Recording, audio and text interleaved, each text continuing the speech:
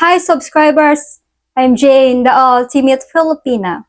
Today's episode is identifying when someone has been scammed or duped. You hear many cases of foreigners being scammed by a Filipina and taken for thousands of dollars. Wise, educated, and experienced men. Let a developing country woman get them to give years of hard-earned money through a variety of treachery and lies. Many foreigners who consider themselves being scam, in my opinion, were not scam but dupe. Before we get started, let me give my own definition of scam or dupe. When someone is scam, they are swindled by any means necessary to get them to part with their money. A scam can be of short duration or over an extended period of time. It's kind of like a fraud shame in my opinion. Her love and reasons are a fraud. When someone is duped, they basically are deceived and tricked into doing something they really didn't mean to do with their money. So, in a scam, it's planned meticulously, and a dupe is just deceit and trickery. You may not agree with my definition or explanations, but for today's episode, my definition is the rule. There is a widely known case here in the Philippines where a foreigner met a Filipina online. They chatted back and forth online for 6 months and they married online without ever physically being together. The foreigner, after marriage, gave her a monthly allowance of $400 and he planned on retiring in the Philippines.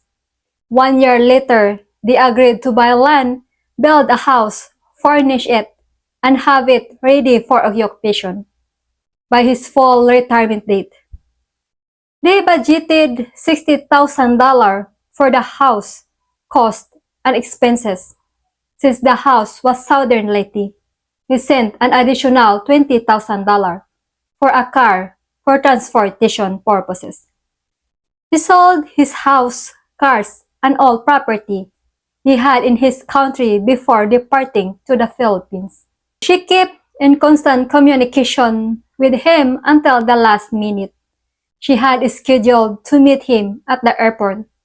Upon his arrival, and he was so happy and excited to move to the Philippines and be with his young and beautiful Filipina.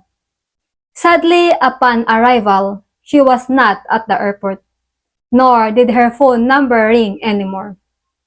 He waited at the airport for 6 hours until another foreigner who lived in the Philippines asked him did he need help.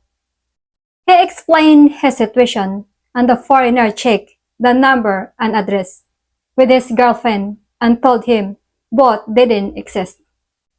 He could not believe it. He even had a legal copy of the online marriage certificate.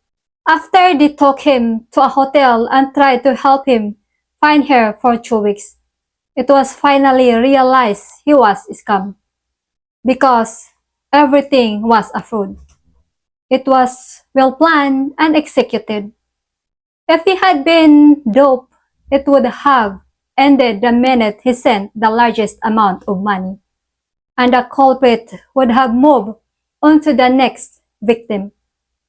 So when many people get tricked for quick or short duration money because they believe it's for a good cause, they are then being duped. Regardless if you agree on my definition or not, one definition that can't a challenge is the definition of an ultimate Filipina. We are traditional, honest, ethical, serving, and have integrity and honor. An ultimate Filipina is the real deal and is legitimate as legitimate can get.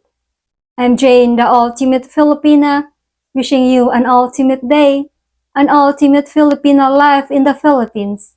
Take care. Bye.